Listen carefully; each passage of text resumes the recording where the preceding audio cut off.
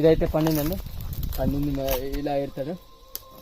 కత్తి లేనప్పుడు మనం ఇదిగో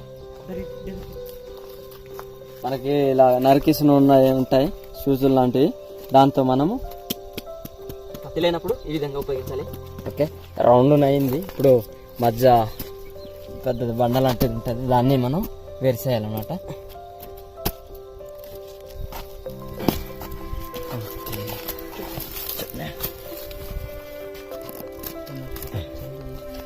పెంచుకొని ఇలాంటి జిగురు అనేది మనం తీసేయాలండి. ఎందుకంటే మన చేతులకి బట్టలకి అంటుకుంటుంది కాబట్టి మనం తీసి పడేయాలి. వాసన అయితే సూపర్గా ఉందండి, టేస్ట్ కూడా సూపర్ ఉందండి.